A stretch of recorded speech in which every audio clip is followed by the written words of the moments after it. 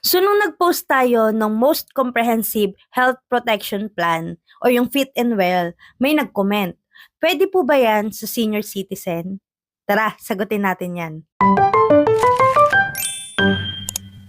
Alright, ang Fit and Well kasi kapag ka-healthy at non-smoker, pwede kang ma-insure until 60 years old. Pero kapag ka beyond that age na, medyo mahirap na kasing maghanap ng health insurance plan na nagko-cover ng ganyang edad. Dahil medyo mataas na rin yung risk na ibibigay nila sa isang insurance company.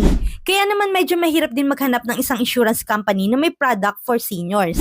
That's why with Yellow Company, we have Senior Care. The only life insurance product na may health insurance na nagko-cover sa ating mga seniors even up to age 70. Yung life insurance and critical illness coverage niya hanggang age 100 naman.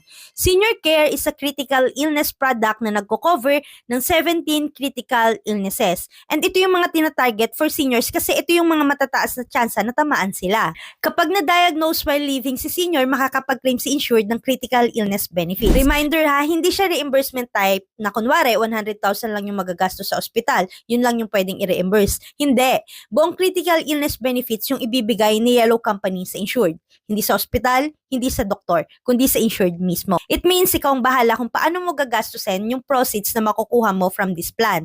It's up to you kung saang ospital ka magpapagamot or kung saang bansa ka magpapagamot. Bukod doon, meron pang minor special benefits. Ito yung 5% ng face amount ang ibibigay kapag na-diagnose ng cochlear implant, glaucoma, knee replacement surgery for one or both knees, or severe osteoporosis. Yang apat na yan, covered for 5% ng face amount.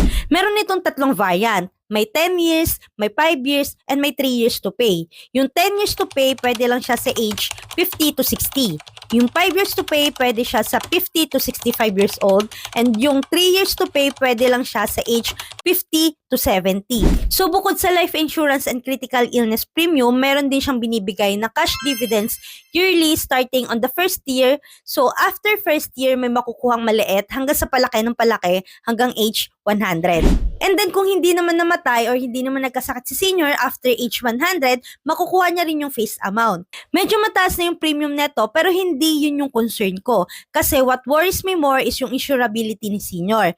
Let's say, afford naman nga nila yung premium, pero kung may sakit naman na sila, may mga high blood na, diabetic na, baka hindi na siya ma-approve. Baka mahirapan kang ma-approve. So habang healthy pa, pag-apply na natin yung mga magulang natin, sila lolo at lola natin, pag-apply